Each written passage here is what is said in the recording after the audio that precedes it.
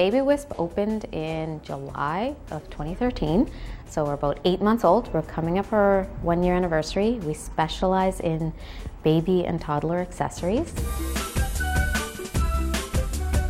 We aim to be baby's first hair accessory.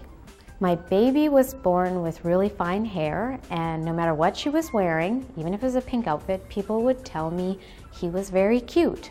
And that bothered me. And so I started making some elaborate hair accessories for her. I was on mat leave, and so I started selling them at the Edmonton farmers markets. And then I saw a huge demand there. I would sell out on the weekends, and stores approached me to carry the product, and it's just taken off from there.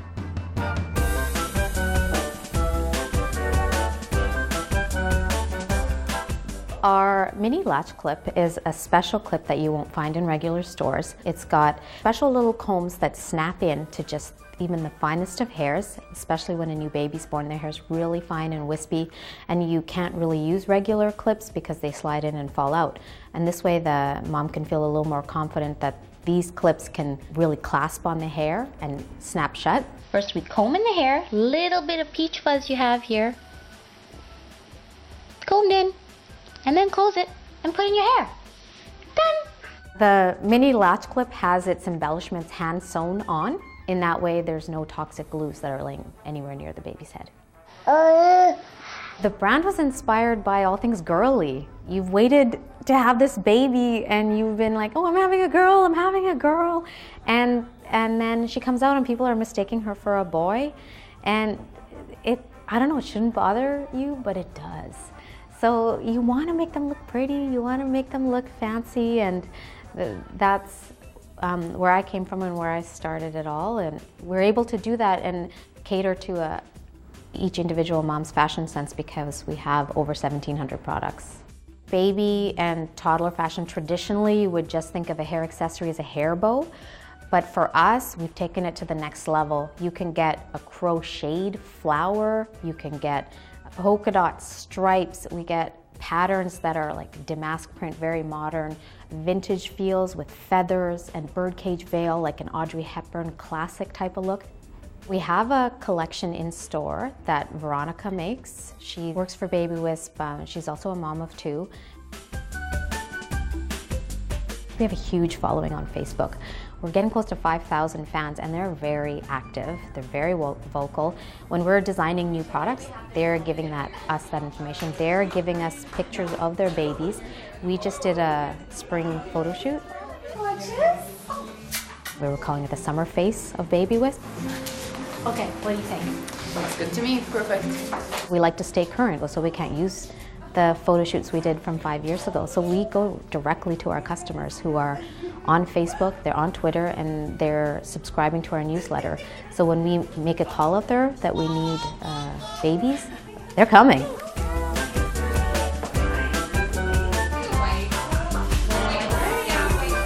The Long Branch neighborhood is up and coming. Just in the time I've been here for 6 months now, there's been 3 new coffee shops that have opened up in the last 6 months. I see that there's a lot of young families there and other businesses like dance shops and ice cream shops and a play place for kids to go to.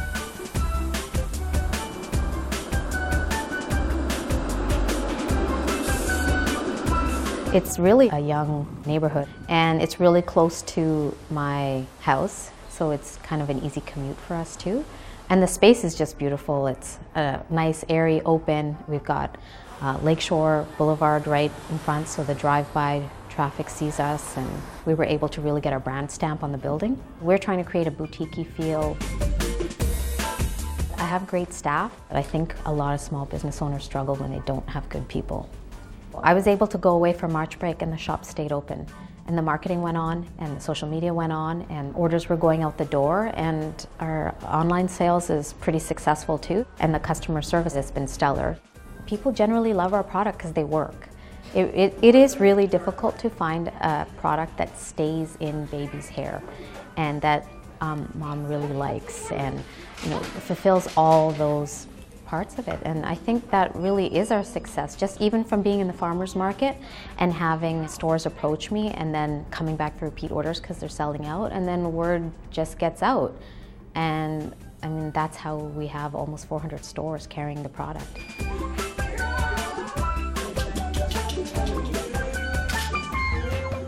I started at that farmers market working the booth, and seeing it take off now, and I had to quit my job at the office, which, I mean, a lot of people were very skeptical. I had a pretty good job before, and to quit that job and take this leap, this has been a huge change of lifestyle for me. I get a lot of family time that I wouldn't have been able to have in another position. You know, I've taken it and it's a successful, profitable business. I'm going into my 6th year in business. You know, 6 months or not even a year at this location, and it's still growing. So I'd have to say pride. That was the resounding feeling I have, and I've able to, I feel like I redeemed myself, that I took a risk and it actually worked out.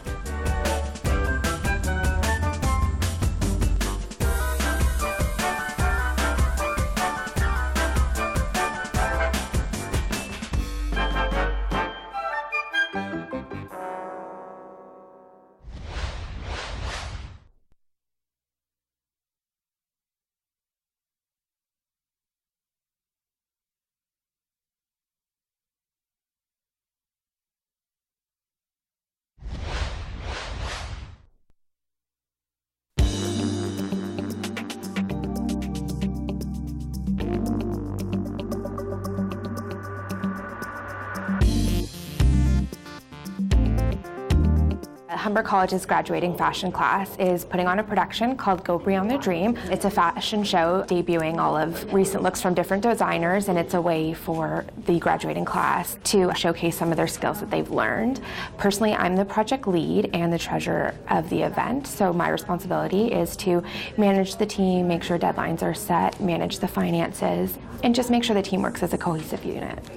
I coordinate the Fashion Arts Diploma program, which is located at the North Campus of Humber College, and we are located in the business school, which is a really important component because we are a business program. We do not teach design, construction, sewing, illustration.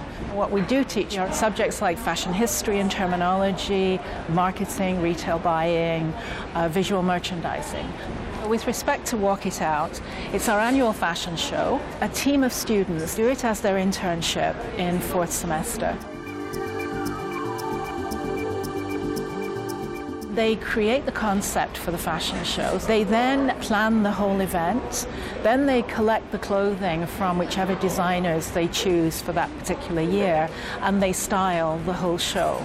So everything that you see in this event today was done by the students. I'm the client for this event as the program coordinator. So I give them the brief of who's going to be attending, what the function of the event is, which is to make the program look good and to show all of the people who are here tonight just what kind of skills the students do learn during their time here. For this year's Walk It Out production, I was given the role of the styling manager. This involves working in close collaboration with all the designers that we have secured for the show, so who we're featuring, and anything else that involves styling or wardrobe or the look of the event. That's something that goes through me and the styling team. And we've been preparing for it since basically the end of October, I would say. We started with the whole idea and putting it together, so it's been a long process, and we're very excited to finally see it in action. I've watched the students work on this event, and they work tirelessly. And of course, the fashion industry is 24/7. It's not a 9-to-5 industry, and we tell students off the bat, if that's what they're looking for, it's the wrong place. And so, of course, when they do an event like this, they really do get to see that they have to keep going until it's done. And by the end of it, of course, when they know that they've put everything they've got into it, they feel good about themselves. And that's the most important feeling they have to have when they graduate. Well, the great thing about this fashion program here at Humber is that there is such a wide range of different courses that we take. We take classes such as marketing, trend analysis and forecasting, photo styling, graphic design, visual merchandising. So you really get a wide variety of different classes that you learn a really well-rounded education in fashion.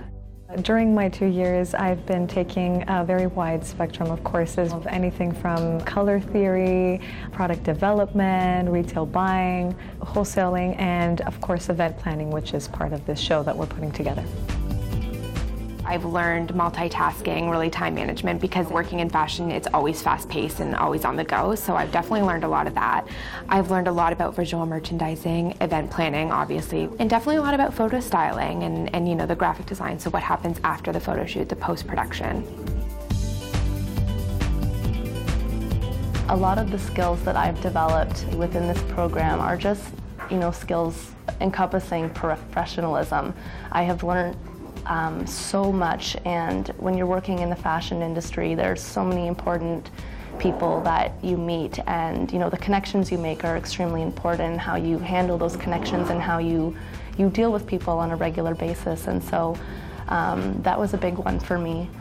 Throughout the 2 years of this program, some of the skills that I've developed, I would say good communication skills, time management, presentation skills, feeling comfortable in front of people. We have a lot of grads who go into the retail sector. I mean, basically, when you look at fashion, it's to appeal to a retail audience. So they could go into buying, planning, visual merchandising. We also have grads in event production.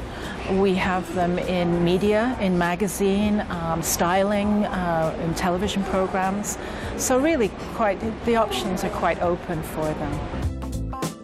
One of the aspects of the industry that really interest me and have always interested me, even before this program, has been the buying aspect. So that involves a lot of math, calculations, and a good, you know, idea of forecasting and decision making, which I feel comfortable with. I think like 90% of the class when we started the program, you know, everyone gets up and they say, oh, I want to be a buyer. And it's fantastic, and we learn about buying, and it is very interesting, but it's funny how your views change a million times while you're in this program.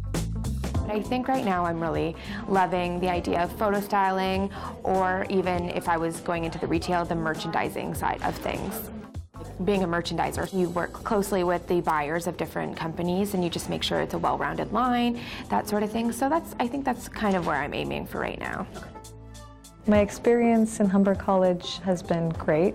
I guess what I've enjoyed the most has been developing the skills to become a professional, walking into, you know, the industry in a month or so, and all the new people that I got to know that might be, you know, future business partners. You never know, but it's just a very strong beginning, and I've been blessed to be in this program, definitely. Ladies and gentlemen, go beyond the dream.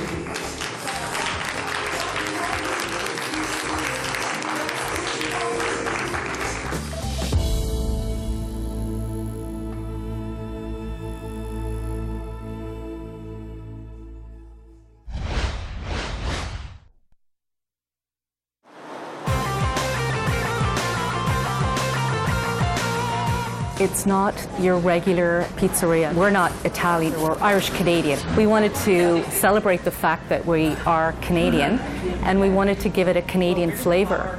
So as you can see, our menu has all Canadian names.